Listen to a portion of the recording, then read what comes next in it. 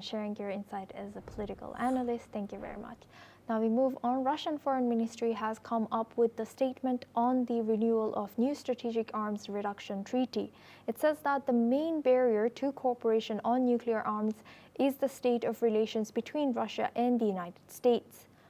The New START treaty entered into force on February 5, 2011. Under the treaty, the United States and the Russian Federation had 7 years to meet the treaty's central limits on strategic offensive arms. The treaty remains valid till February 2026. Earlier, U.S. President Donald Trump had said that he wanted to open denuclearization talks with Russia and China. He also added that he had already discussed the topic with Russian President Vladimir Putin during their meeting in Alaska summit. Russia's statement marks uncertainty over nuclear talks. Let's listen into what Russian spokesperson has said. Сначала предпосылки для возможного перезапуска договорного процесса. Ключевым препятствием остается нынешнее состояние требующих выправления российско-американских отношений. Кроме того, Вашингтону необходимо вернуться к практическому соблюдению фундаментальных принципов ДСНВ, о чем ведется речь: неделимость безопасности, равноправие и взаимовыгодное взаимодействие, признание неразрывной взаимосвязи стратегических, наступательных и оборонительных. Now for this discussion, we are joined by Scott Faulkner. He's the head of Eagle Enterprises, a security firm based in Washington, D.C. Thank you very much, Scott, for joining us again. Good to see you. Now, given President Trump's stated interest in trilateral denuclearization talks, including China, how feasible is this approach in the current geopolitical climate?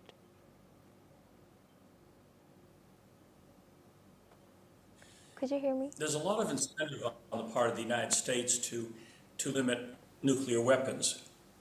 Primarily, the U.S. nuclear arsenal is aging. I mean, many of these missiles that are in our missile silos are 30, 40 years old, which means this is all before microchips and other solid-state technologies. So the more we can limit the number of missiles that are going to be in each arsenal, that's going to be a big budget savings for the United States. So so beyond the usual, peace and cooperation issue, there's an actual very significant budget issue that's driving the U.S.'s interest in having renewing these talks and having them successful.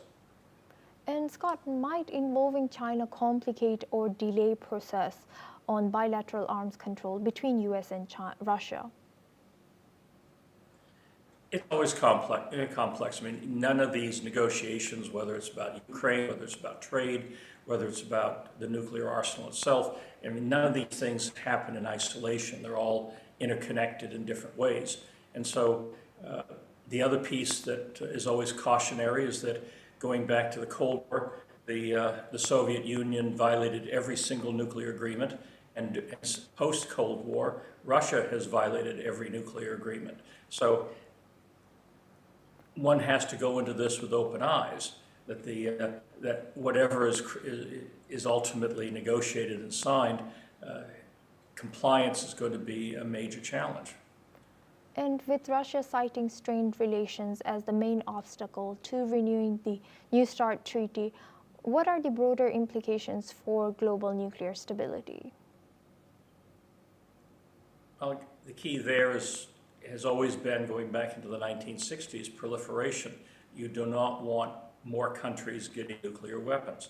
And with the attacks that the U.S. mounted on Iran earlier this summer, you do not want to have, especially bad actors like Iran, getting that nuclear capability. So a key part to all of this is not only limiting the arsenals of those who already have the weapons, but to make sure no one else does. Thank you very much, Scott, for joining us and sharing that insight. Please stay with us as we come back to you for our next discussion as well.